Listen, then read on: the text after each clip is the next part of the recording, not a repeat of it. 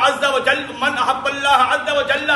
ومن احبنی، جو اللہ سے محبت کرنا چاہتا ہے وہ مجھ سے محبت کرے، ومن احبنی فقد احب اصحابی، جو مجھ سے محبت کرنا چاہتا ہے وہ صحابہ سے محبت کرے، ومن احب اصحابی فقد احب القرآن، جو صحابہ سے محبت کرنا چاہتا ہے وہ قرآن سے محبت کرے، ومن احب القرآن فقد احب المساجد، جو قرآن سے محبت کرنا چاہتا ہے وہ مساجد سے محبت کرے۔ تو یہ حدیث بتا رہی ہے کہ قرآن جیسی کتاب تمہیں مساجد سے ملے گی، اور قرآن پڑھو گے تو پھر صحابہ کی محبت تمہارے دل کے اندر آئے گی۔ صحابہ تاریخ سے سمجھ نہیں آتے، صحابہ قرآن سے سمجھ آتے ہیں۔ ہم نے یہ نہیں دیکھا میرے استاد نے، میرے فلاں مورخ نے، میرے فلاں مرشد نے، میرے فلاں عالم نے کیا لکھا ہے صحابہ کے بارے میں نے یہ دیکھنا ہے کہ میرے رب نے صحابہ کے بارے میں کیا لکھا ہے۔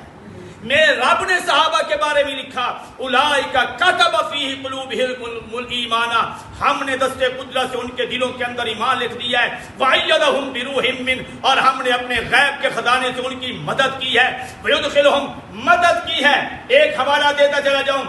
313 کفر اور اسلام کی پہلی جنگ بدر کے میدان کے اندر لگتی اور سجتی ہے۔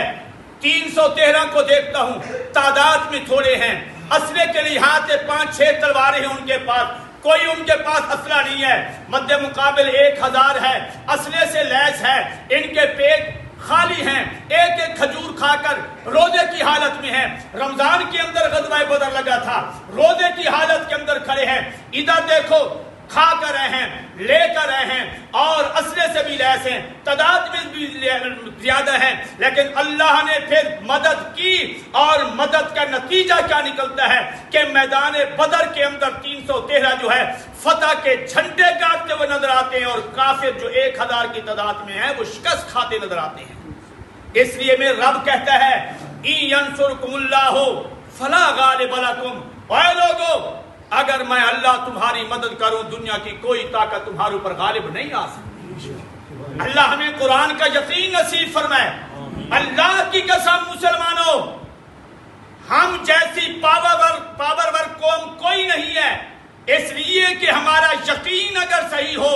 تو ہم کسی سے ڈر نہیں سکتے، دب نہیں سکتے، جھک نہیں سکتے، ان کی غیر شرعی باتیں مان نہیں سکتے۔ اگر آج ہم ان کے سامنے سرنڈر ہو جاتے ہیں، اس کی وجہ یہ ہے کہ آج آگے سرنڈر ہونے والے جو ہے وہ آکسفورڈ یونیورسٹی کے تو تعلیم یافتہ ہیں، وہ یونیورسٹیوں کے پڑھے ہوئے تعلیم یافتہ ہیں، دنیاوی تعلیم کی تو ان کے پاس ڈگری ہے، لیکن ان کے پاس قرآن والی ڈگری نہیں ہے۔ جن کے پاس قرآن والی ڈگری تھی، امریکہ نے ایڑی چوٹی کا زور لگایا انہیں جھکانے پر، انہیں شکست دینے پر۔ قرآن والی ڈگری جو ہے، ان ڈگری والے جو ہے اس کے سامنے اکڑ گئے۔ 14 سال اس نے 19 سال یہاں ایڑی چوٹی کا زور لگایا، سارے وسائل رکھنے کے باوجود بھی قرآن والوں کو نہ جھکا سکا ہے، نہ پھکا سکا ہے، نہ سرنڈر کر سکا ہے۔ ان کے پاس مادی وسائل نہیں تھے، ان کے پاس قرآن تھا، جو نبی کا فرمان تھا، قرآن کے مقابل ان کا عقیدہ تھا۔ میں کسی اور دنیا کی بات نہیں کر رہا، آپ کے ہمسایہ افغانستان کی بات کر رہا ہوں۔ یہ کوئی پرانی تاریخ نہیں ہے، یہ کل کا واقعہ ہے، اور یہ کوئی قوم تھکی چھپی نہیں ہے۔ میڈیا نے سب کچھ ان کی ساری حالت سامنے رکھی ہے، چادر ان کے مونڈے پر ہے، وہی چادر رضائی بھی کام دے رہی ہے، وہی چادر مسلح کا بھی کام دے رہی ہے، وہی چادر سردی کے اندر ان کو سردی سے روکنے کا کام دے رہی ہے، وہی ایک چادر دسترخوان کا کام بھی دے رہی ہے، وہی ایک چادر ان کے لیے واش روم کا کام بھی دے رہی ہے۔ چادر ایک ہے، مالی لحاظ سے اتنے کمزور ہیں، کام ان کے کتنے ہیں ایک چادر سے لے رہے ہیں۔ وہ چادر کندھوں پہ رکھنے والے جو ہے اس ملک کو جھکانے پر مجبور کر دی، جھکنے پر مجبور کر دیا، جس ملک کو اپنی ٹیکنالوجی پہ ناز تھا، اور جس کے ساتھ اور کئی ممالک جو ہے وہ اپنی ساری ٹیکنالوجی لے کر اس کے ساتھ کھڑے تھے، لیکن بالآخر قرآن والوں کو نہ جھکا سکے ہیں، نہ انہیں شکست دے سکے ہیں۔ آج بھی وہاں اسلام کا جھنڈا لہرا رہا ہے۔ یاد رکھیے، یاد رکھیے، قرآن سمجھ کر پڑھیں گے تو ہمیں نہ کوئی خرید سکتا ہے، نہ کوئی ہمیں جھکا سکتا ہے۔